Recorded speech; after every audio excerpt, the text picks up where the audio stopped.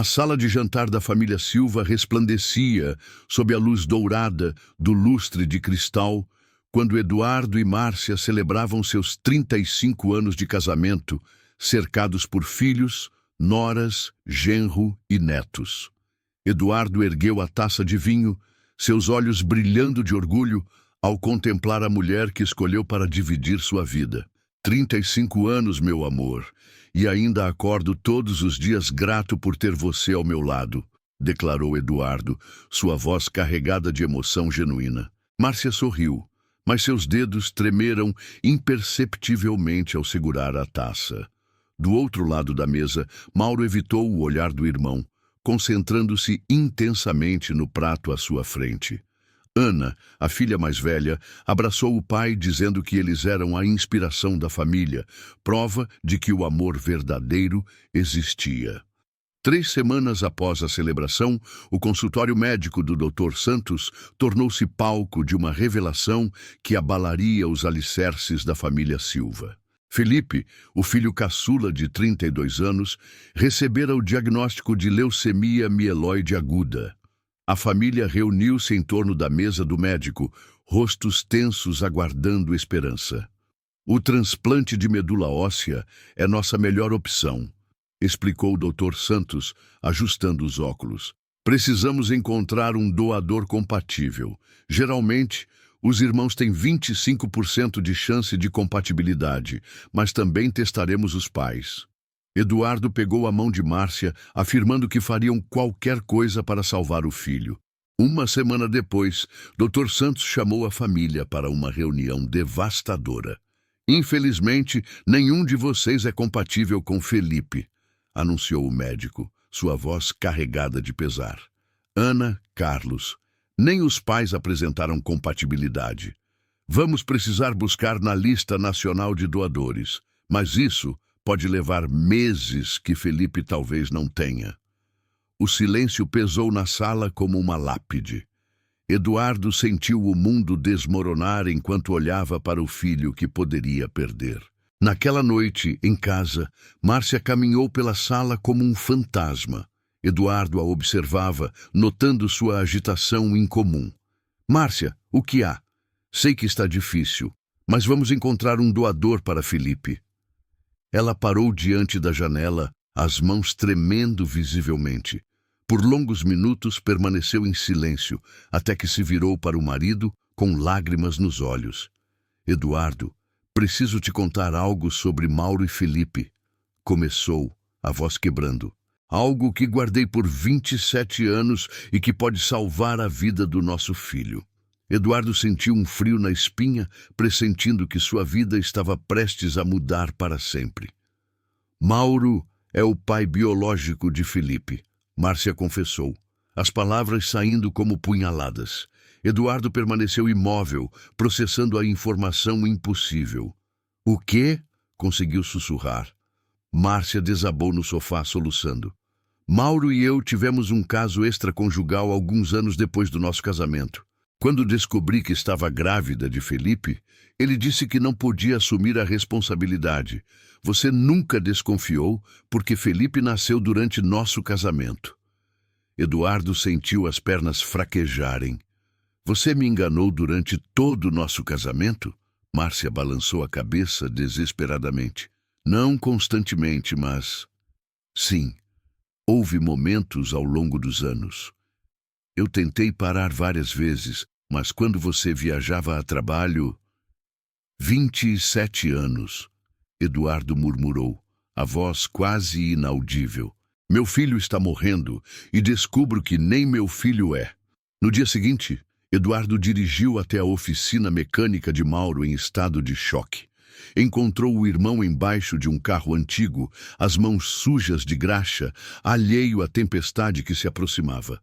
Mauro, Felipe precisa de um doador de medula. Márcia me contou a verdade.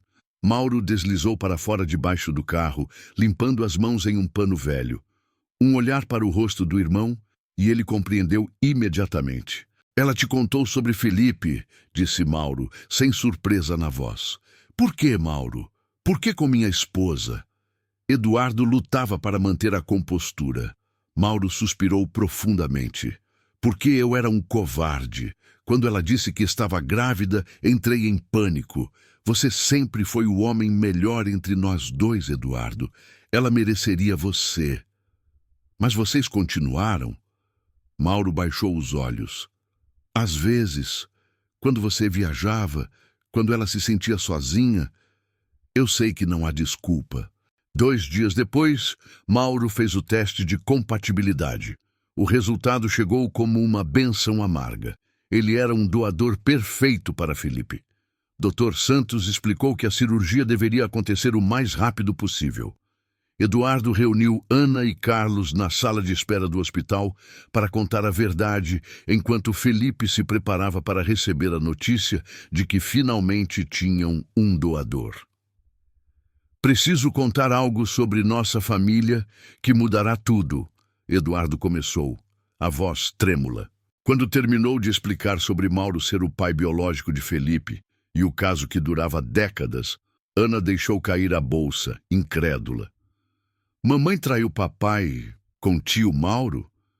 Carlos se levantou abruptamente, caminhando até a janela. Felipe é nosso meio-irmão? Tecnicamente, sim, respondeu Eduardo, sentindo cada palavra como vidro na garganta. Ana explodiu em fúria. Como ela pôde fazer isso conosco? Com você, papai? Carlos permaneceu em silêncio, mas seus punhos cerrados revelavam sua raiva. E onde está nossa mãe agora? Ana perguntou, a amargura crescendo em sua voz. Ela está em casa. Disse que não consegue enfrentar vocês ainda. Eduardo respondeu. Bem, ela deveria ter pensado nisso antes de destruir nossa família. Carlos falou pela primeira vez, sua voz fria como gelo.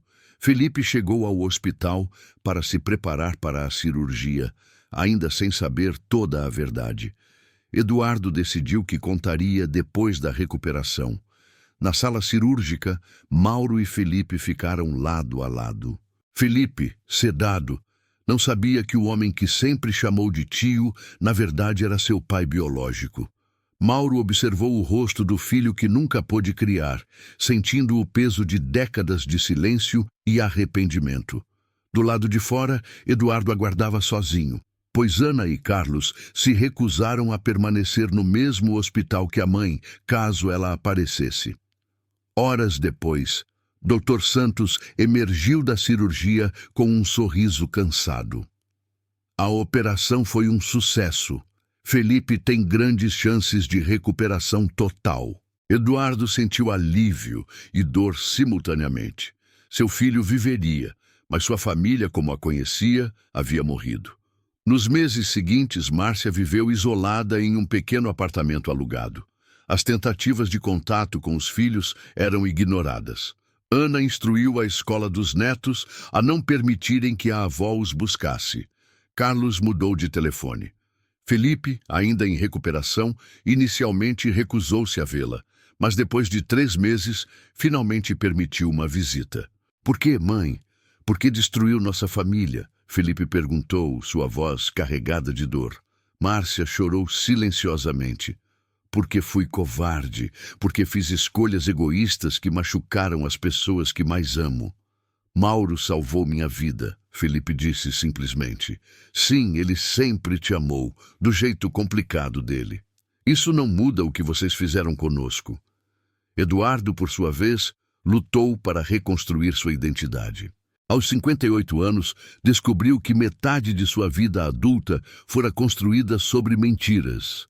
Ele e Felipe desenvolveram uma relação ainda mais forte, baseada na compreensão de que amor não se define por biologia, mas por presença e dedicação. Ana visitava ocasionalmente com os netos, que ainda perguntavam pela avó Márcia, mas ela mantinha a mãe afastada. Carlos mantinha contato cordial, mas distante com o pai, evitando qualquer conversa sobre Márcia. 1 ano depois da revelação, Mauro morreu subitamente de um ataque cardíaco aos 61 anos. O cemitério estava silencioso na manhã fria, quando a família se reuniu para o enterro. Eduardo, Ana, Carlos e Felipe compareceram, mantendo distância respeitosa de Márcia, que chorava sozinha alguns metros adiante. Após a cerimônia, Felipe se aproximou da mãe pela primeira vez em meses. Ele morreu sabendo que me salvou, disse simplesmente. Márcia levantou os olhos inchados de tanto chorar. Ele sempre te amou, Felipe, mesmo não podendo assumir. Eu sei, mas isso não apaga 27 anos de mentiras. Felipe se afastou, deixando Márcia sozinha entre as lápides, compreendendo que algumas feridas nunca cicatrizam completamente. 2 anos após a revelação, Eduardo jantava com Felipe em sua nova casa. As paredes exibiam fotos da família cuidadosamente selecionadas para refletir a nova realidade. Sabe, pai, Felipe comentou, às vezes penso como seria se nada disso tivesse acontecido. Eduardo considerou a possibilidade. Talvez. Ou talvez a vida tenha suas próprias formas de revelar a verdade quando necessário. Você a perdoaria se ela pedisse perdão de verdade?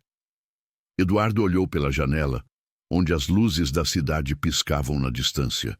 Perdão e confiança são coisas diferentes, Felipe. Posso perdoar para encontrar paz, mas nunca mais conseguiria confiar completamente. A família Silva aprendeu da forma mais dolorosa possível que alguns segredos são pesados demais para serem escondidos, e que, às vezes, a verdade só emerge quando uma vida está em jogo. Eduardo continuou sendo pai de Felipe, Ana e Carlos, mas Márcia pagou o preço mais alto. Perdeu não apenas o marido, mas também os filhos e netos, vivendo o resto de seus dias com o peso de suas escolhas e o eco do amor que destruiu.